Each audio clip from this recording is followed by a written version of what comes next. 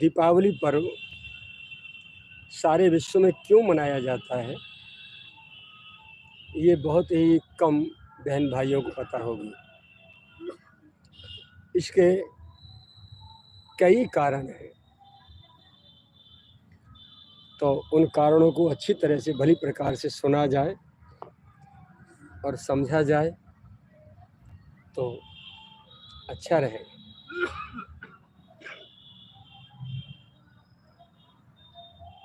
शास्त्रों में उल्लिखित है, भगवान श्री राम जब अश्विन मास में लंका विजय करके दशहरा के दिन रावण को कुल सहित उद्धार करके श्री अयोध्या वापस लौटे, तो यहाँ धूमधाम से प्रभु का स्वागत किया गया, उनकी पहुनाई की गई। पूज्य गुरुदेव वशिष्ठ जी के द्वारा बार बार मुहूर्त निकाल करके भगवान को राज सिंहासन पर बैठाया गया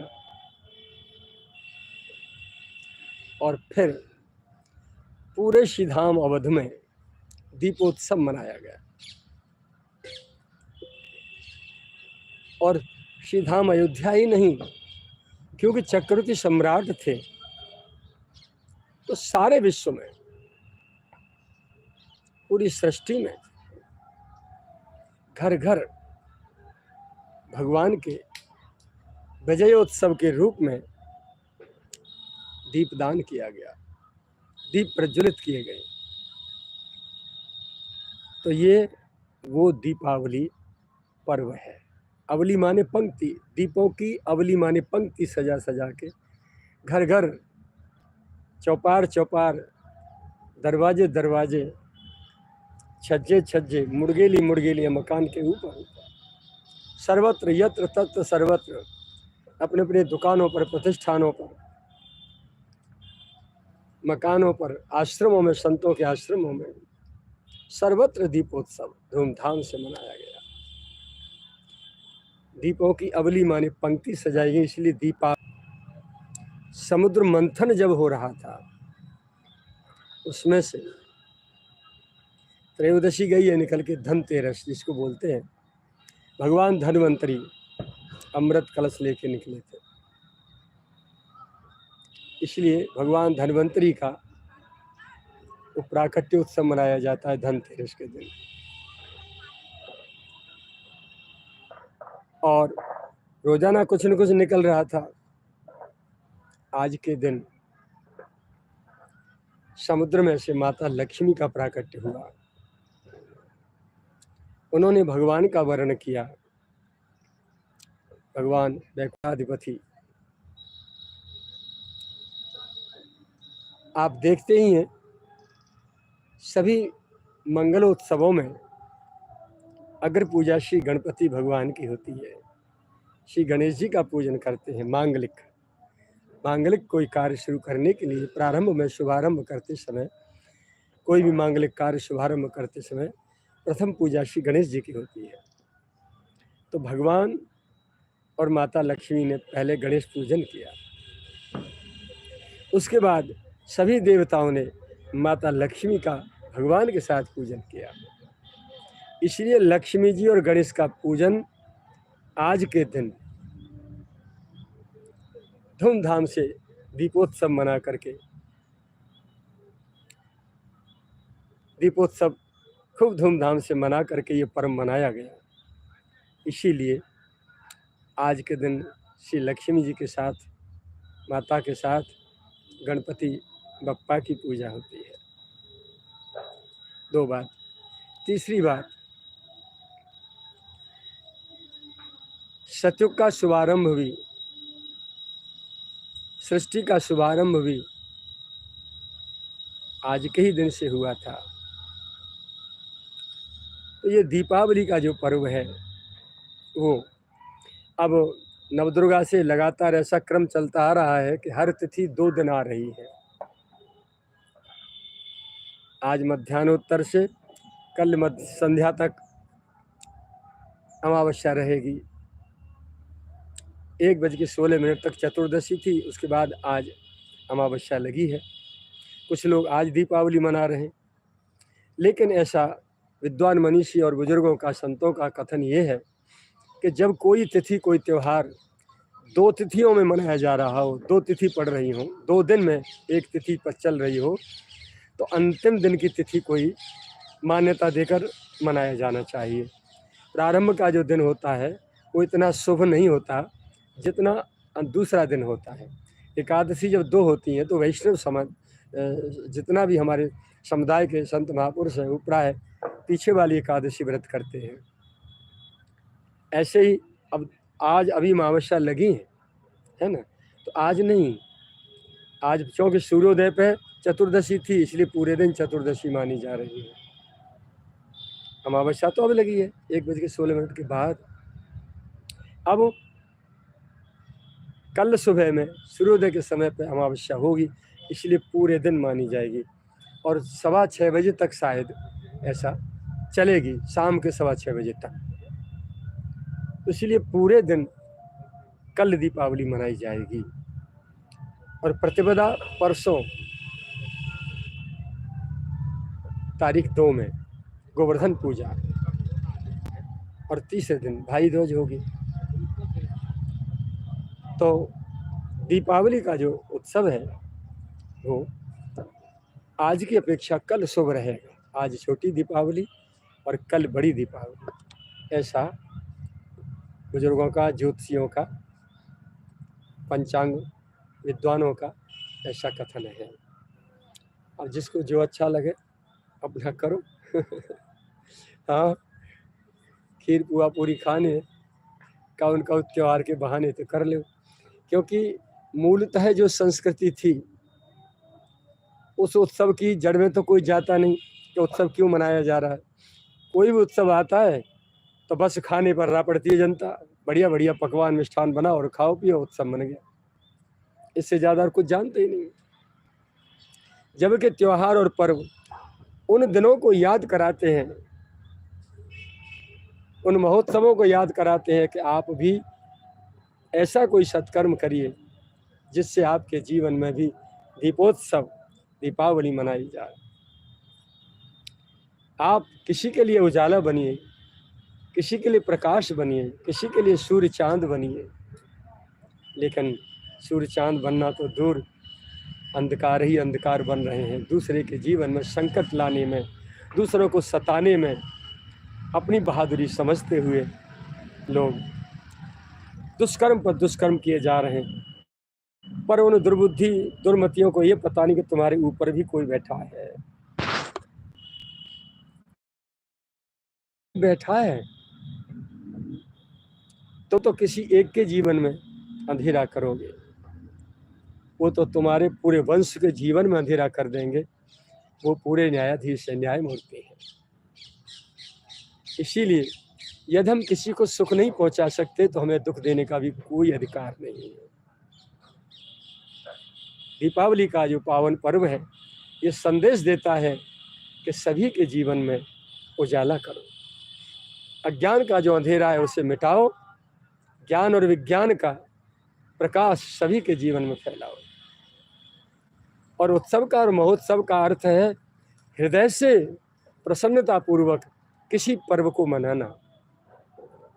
भीतर एक दूसरे से राग द्वेष भरा है, ईर्षा छल कपट भरा है, अहंकार विरोध क्रोध भरे हैं, विकार भरे हैं, युद्ध महायुद्ध हो रहे हैं। घर में आपस में भी, परिवार में स्वजन एक दूसरे से बातचीत नहीं कर रहे और कहने के लिए उत्सव मना रहे हैं। काहे का उत्सव है भैया? कैसा उत्सव है तुम्हारा?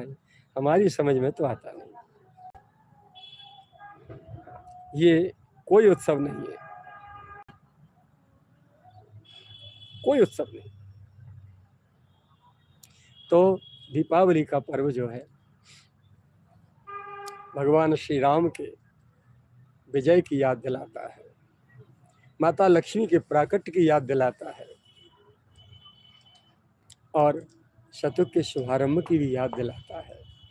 कुछ लोग कहते हैं संवत्सर जो होता है ना, नव संवत्सर चैत्र में, उस दिन से भी हमारा षष्ठी का शुभारंभ हुआ था। कुछ विद्वान इधर मानते हैं, कुछ उधर मानते हैं। जो भी हो, सभी पर्व आदरणीय और आनंद से मनाए जाने के योग्य हैं और मनाना चाहिए। विवाद का तो प्रश्न ही नहीं उठता। हाँ, तो अच्छा, दूसरा, अब तीसरा जो है दीपावली मनाने का कारण क्या है। बालकृष्ण लाल ने जब इंद्र पूजा बंद करा दी थी, यहाँ ब्रज में दीपावली का पर्व क्यों मनाया जाता है। अयोध्या में तो भगवान श्री राम की विजय का कारण, पूरी सृष्टि में माता लक्ष्मी का प्राकट्य समुद्र से गणपति बप्पा के साथ पूजन, पूरे ब्रजमंडल में और ब्रजमंडल के साथ साथ पूरी सृष्टि में दीपावली पर्व मनाने का तीसरा कारण, जब इंद्र पूजा बंद करा दी भगवान श्याम सुंदर ने, बालकृष्ण प्रभु ने, तो इंद्र ने कोप किया और 7 दिन रात घनघोर वर्षा ब्रज के ऊपर की है। भगवान ने देखते ही देखते पता नहीं चलने दिया और कन की उंगली पर श्री गिरिराज जी को धारण किया। पूरे ब्रज के ऊपर छत्राकार गिरिराज जी को तान दिया छतरी की तरह। शेष जी को, भगवान शेष जी को, शेषनाग को आदेश दिया कि ब्रज के चारों तरफ बाउंड्री लगा के आप जो कुंडली मार दीजिए। शेष जी ने कुंडली मारी बहुत ऊंचे आकार में और ऊपर गिरिराज जी आ गए, पूरा ब्रज भीतर आ गया। भगवान बीच सेंटर में गिरिराज जी को ताने खड़े हैं। हाँ, शेष जी के किनारे किनारे पूरे भीतर ब्रज में गाय और बछिया। प्रभु के वाम पार्श्व में, बगल में, वाम बगल में वृषभानु नंदिनी श्री लाडली राधा रानी हैं, वो नीचे ऐसे कोहनी के हथेली लगाए खड़ी हैं और भ्रकुटी से गिरिराज जी को ऐसे निहार रही, जैसे मानो तिरछी भाव की मरोड़ पर, भाव की कोर पर उन्होंने गिरिराज जी को साधा हो। प्राण प्रियतम प्राण वल्लभ श्री विष्णु श्याम सुंदर को नीचे से सहयोग कर रही हैं, बाल बाल डंडे लगा रहे हैं आगे से। वाम पार्श्व में सभी सखियां गोपियां खड़ी हैं और पीठ पीछे बुजुर्ग सभी, नंद बाबा आदि गोप जितने भी थे सब पीछे खड़े हैं, पीठ के पीछे। और सम्मुख जो है माता रोहिणी, माता यशोदा और भुआ नंदा सुनंदा और श्याम सुंदर की जो चाची अतुला आदि जो भी थी हैं, वो सभी, क्योंकि नंद बाबा आदि 5 भैया थे, महानंद, उपनंद, नंद है ना, सनंद और नंदन, 5 भाई थे। बीच में नंद बाबा थे, 2 बड़े 2 छोटे, 2 बहनें थी, नंदा और सुनंदा, नंदनी और सुनंदा। वो सब के सब नीचे और मैया यशोदा सामने खड़ी हुई, बाल बालों से कह रही जरा सहारा लगाओ। 7 दिन 7 रात ये पर्व में श्याम सुंदर आनंद लेते रहे, अपने सब ब्रजवासी हैं गोपी ग्वाल वालों के साथ खूब हंसी मजाक। 7 दिन एक जगह रहे, किसी को भी खाने पीने की याद तक नहीं रही। इतना आनंद का पर्व था वो। और ऊपर जो गिरिराज जी के चक्र सुदर्शन भगवान को आदेश कर दिया था श्याम सुंदर ने कि आप ऊपर तप्त लोह की तरह, बिल्कुल एकदम अंगारे की तरह घूमते रहिए। तो इंद्र की ओर से जो वर्षा आ रही थी, हाथी की सूंड जैसी मोटी मोटी मूसलाधार, मूसल के आकार की मोटी मोटी, वो उस चक्र जी के ऊपर भगवान चक्र सुदर्शन के तप्त पड़ती हुई पूरा भाप बन के स्वर्ग में जा रही थी। इंद्र का पूरा स्वर्ग भर गया। इंद्राणी ने क्या कहा कि क्या पंगा ले लिया, किससे क्या उधम कर दिया आपने, शांति से नहीं बैठा जाता है ना आप पे, कितनी बार आपको समझाया जाए, आप मानते नहीं। तब इंद्र ने कान पकड़ के शौरी कहा, इंद्राणी पता नहीं, मैंने तो गोप बालक समझ के जो है घनघोर वर्षा की। बोले बंद करो पहले बरसात को, पीछे बात करना, मेघों को रोको। मेघ रोक दिए गए। हाँ आप बताओ, पहले तो भगवान को अपना संकट निवारण के लिए आप बार बार प्रार्थना करके अवतार के लिए विवश कर देते हैं, और भगवान जब आ जाते हैं तो फिर तुम ही उनको इतना तंग और परेशान करते हो। ये कहाँ की रीति है तुम्हारी? तुम्हारी दुर्मति का भी ठिकाना नहीं है देवराज। बोले इंद्राणी अब गलती हो गई, इसको संभालो कैसे भी, आग लगा दो तुम और बुझाऊं मैं, चलो क्या करें, करना तो पड़ेगा, आप स्वामी हैं हमारे, शांति व्यवस्था तो उन्हें स्थापित करनी पड़ेगी, यदि बात मानी जाए मन जाए तो, ठाकुर जी स्वीकार लें तो। सभी देवी देवताओं को माता सची इंद्राणी ने आदेश दिया कि हाथ में थाल उठाओ और थाल में पूरे दीप सजाओ, अच्छी तरह से पंक्ति अवलीबद्ध है, पूजन की सारी सामग्री रखो।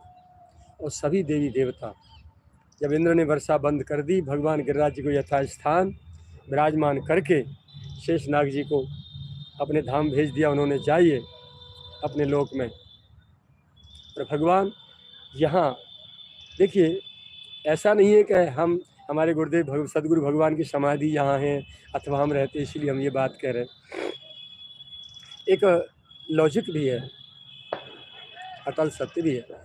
जब कोई चीज़ ऐसे उठाई जाए तो आगे पीछे पकड़ी जा सकती है, लेकिन यदि उंगली पर उठाई जा रही है, किसी दूरी पर उठाई जा रही है, तो उसका जो है ऐसे करेंगे तो ऐसे गिर जाएगा, ऐसे करें तो ऐसे गिर जाएगा, सेंटर पॉइंट होना चाहिए, मध्य एकदम। तो आज की सिचुएशन में गिरिराज जी का सेंटर पॉइंट यही है जहाँ मैं खड़ा हूँ, मेरे सदगुरुदेव भगवान की ये जो समाधि है,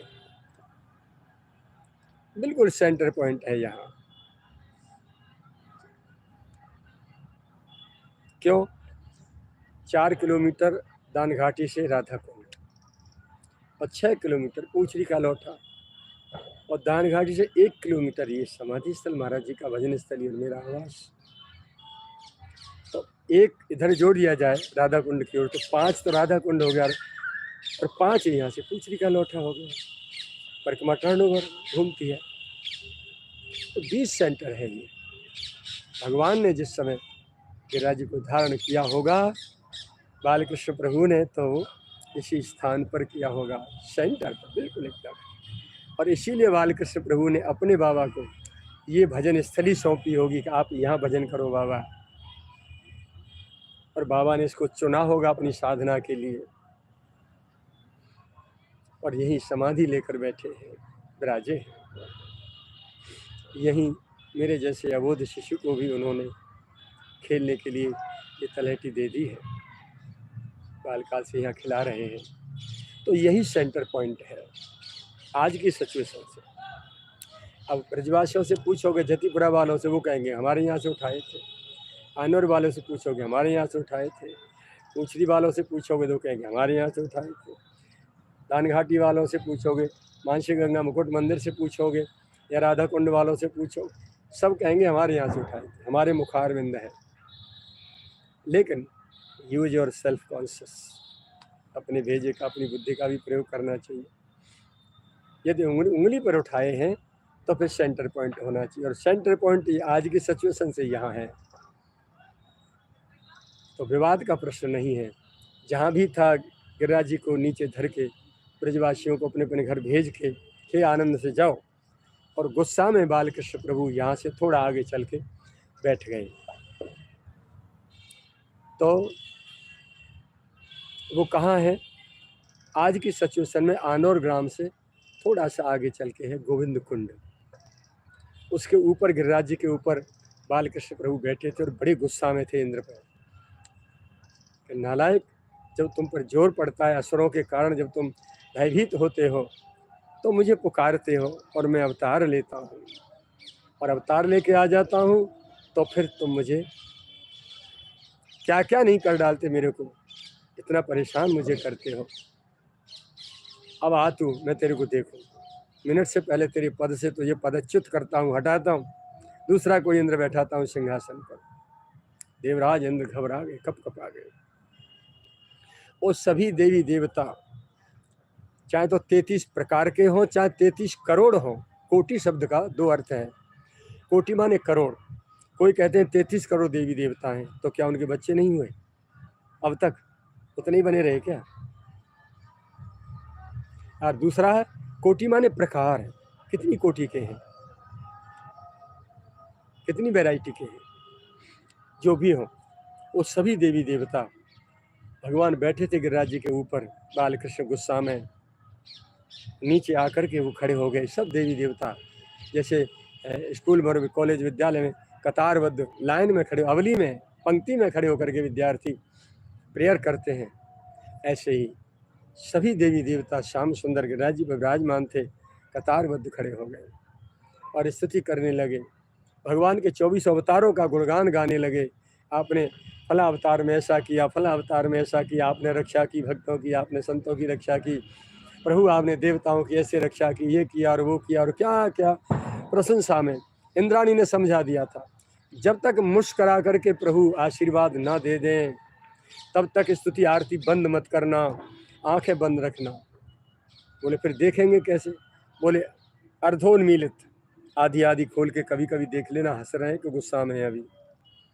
जब भगवान पूरी रात, यही अमावस्या वाली रात्रि, पूरी रात अंधेरी रात्रि में दीपों की अवली में स्तुति चलती रही और भगवान प्रसन्न नहीं हुए, तब इंद्राणी ने सुरभि, कामधेनु की पुत्री सुरभि को भेजा। सुरभि गाय, उसने आकर के पीछे से गोविंद के ऐसे पूरा अपना जो थन होते हैं 4 ऐन ऊपर रखा, 2 पैर पीछे 2 आगे, दूध छोड़ दिया। दूध का जैसे अभिषेक हुआ, लेकिन साइंटिफिक रीजन है, क्रोध जब आता है तो क्रोध जो है मस्तिष्क से पैदा होता है और थोड़ी देर में वो रक्त में संचार हो जाता है। यदि गुस्सा आने वाले किसी भी व्यक्ति को या पशु को आप पानी पिला दीजिए या स्नान करा दीजिए, मुंह धुला दीजिए, गुस्सा शांत हो जाएगी। रक्त ठंडा होते ही गुस्सा, क्रोध शांत हो जाएगा। तो सुरभि ने आकर के, क्योंकि 7 दिन रात श्याम सुंदर खड़े रहे गोवर्धन को उंगली पर धारण किए हुए, तो बस सुरभि ने आकर के दोनों काम किए। दूध से अभिषेक भी किया, भगवान का स्नान भी कराया और दुग्ध पान भी कराया, धारोष्ण। जैसे ही सुरभि ने दूध छोड़ा, बालकृष्ण प्रभु बोले, सुरभि तुम? बोले प्रभु समुद्र मंथन में आपने ही आदेश किया था मेरी माता कामधेनु को देवताओं को दिया, मैं उसकी पुत्री हूँ। इंद्र हमारे स्वामी, उन्होंने अपराध किया आपका, वो अपराधी हैं आपके। उन्होंने हमको आदेश दिया है कि 7 दिन 7 रात मेरे अपराध में भगवान खड़े रहे भूखे प्यासे, तो जाओ तुम पहले, वो गोपाल है, गायों का संवर्धन करने के लिए वो उनका नाम गोपाल है, वो ग्वारिया भी है। सुरभि तुम ही जाओ। विप्रधेनु सुर संत हित लीन मनुज अवतार, संत ब्राह्मण समाज विप्र के लिए, गौ माता के लिए, देवताओं के संरक्षण के लिए प्रभु ने अवतार लिया है, इसलिए सुरभि तुम जाओ। तो उन्होंने मुझे भेजा है, गोपाल दूध पान करो पहले।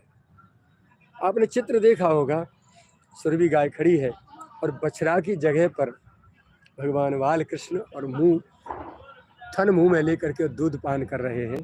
ये उसी दिन की बात है, आज के दिन की बात है, आज के दिन की लीला है। भगवान ने भूखे तो थे ही 7 दिन 7 रात के, जी भर के दुग्ध पान किया, या तो मैया का या तो गैया का, रोम रोम में आनंद भर देता है। श्याम सुंदर ने गौ का दूध, सुरभि का दूध पिया, पेट भर गया और दूध से स्नान हो गया, गुस्सा शांत हुई।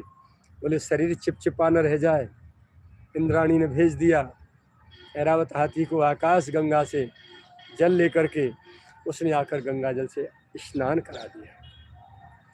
तो दूध का और गंगा जल का स्नान आज गिरिराज जी को इसलिए होता है कि प्रभु हमारे अपराधों से यदि आप रुष्ट हो गए हैं तो हमें क्षमा करें, इसलिए दुग्धाभिषेक और गंगा जल का अभिषेक।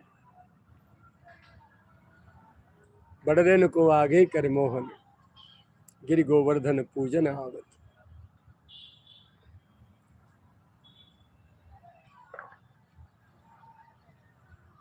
तो दूध से स्नान कराते हैं, गंगा जल से स्नान कराते हैं भगवान को गिरिराज जी। तो श्याम सुंदर को दोनों प्रकार से स्नान कराया और वो अभिषेक का अमृत जो है नीचे इकट्ठा हो गया गड्ढे में। तो भगवान का क्रोध शांत हुआ, मुस्कुराने लगे। पूरी रात भी बीत गई थी देवताओं की, श्याम सुंदर के तो 7 दिन 7 रात बीते थे और ये आज 8वीं रात और है। लेकिन गुस्सा शांत हो गया, क्रोध शांत हो गया, मुस्कुराने लगे बालकृष्ण, है ना। तो समाचार पहुंचा सची माता के पास। उन्होंने अपने पति इंद्र को, देवराज इंद्र को कहा, चलिए शरणागति स्वीकार करिए भगवान के श्री चरणों में। पायमाम पायमाम रक्षमाम, देवराज तुमने अपराध तो किया है बहुत बुरा, मेरे ब्रज को, ब्रजवासियों को, गौ माताओं को, सबको समाप्त करने के लिए, लेकिन तुम्हारे इस अपराध के भीतर एक बहुत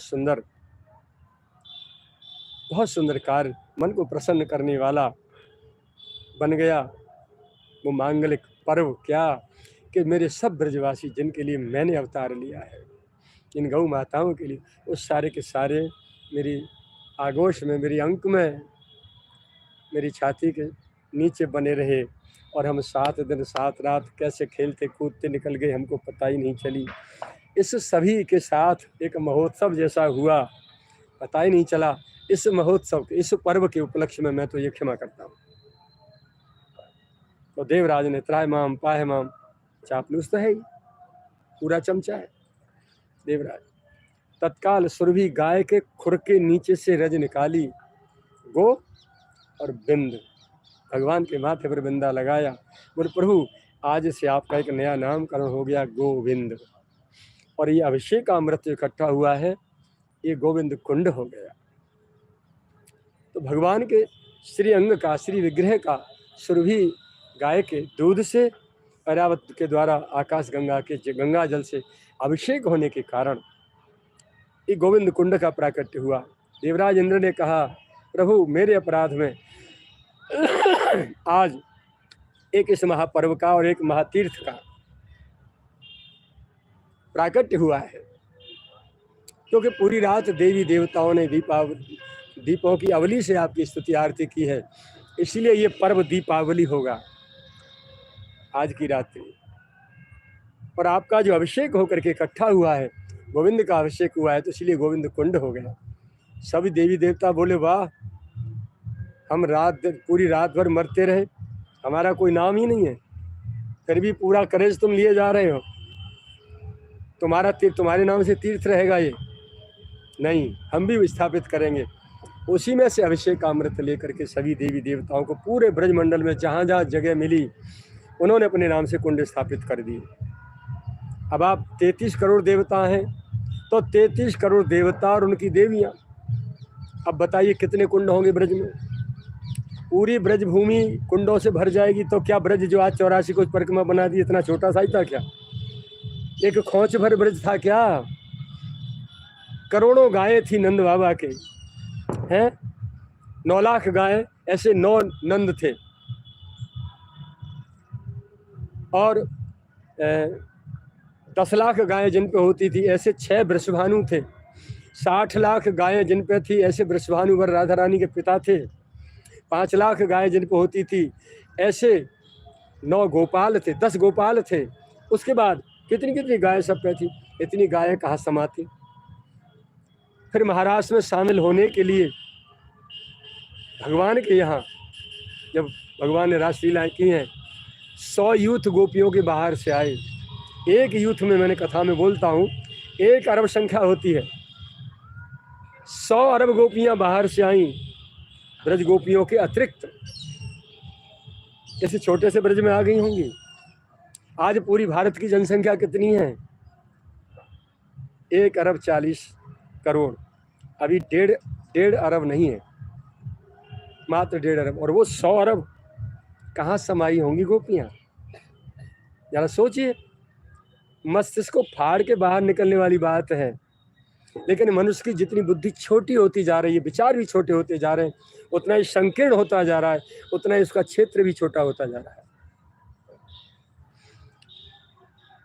तो गिरिराजी में कितने तीर्थ हैं? सुरभि ने, इधर गोविंद कुंड है आनौर से थोड़ा आगे, उसका दर्शन मात्र से सारे पाप नष्ट हो जाते हैं। भगवान के प्रत्यक्ष दर्शन का लाभ मिलता है। आचमन कर लिया जाए, दर्शन कर लिया जाए, अथवा स्नान कर लिया जाए। और उसके ठीक पल्ली तरफ गिरिराज जी के सुरभि माता ने अपना कुंड स्थापित किया, सुरभि कुंड है। उसके बगल में ही थोड़ा हटके जतिपुरा और सुरभि कुंड के बीच में ऐरावत कुंड है, जहाँ अष्टका गोविंद दास जी की समाधि है। सुरभि कुंड पे अष्टकामति परमानंद दास जी की समाधि है।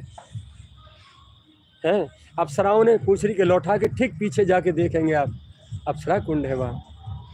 मोड़ पे जब आएंगे तो हरजी कुंड है भगवान विष्णु का।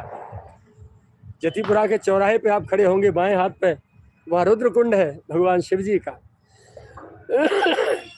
है मानसी गंगा, जब गोवर्धन पूजा की भगवान ने तो जल की आवश्यकता थी, भगवान से मन से आवाहन किया, माता गंगा प्रकट हुई यहाँ, इसलिए मानसी गंगा का प्राकट्य है। मानसी गंगा के बिल्कुल सट के बगल में ब्रह्म कुंड है, ब्रह्मा जी ने स्थापित किया। उससे थोड़ा चूतर टेका की आगे चलते हैं परिक्रमा, वहाँ सखी कुंड है, सखी तरह।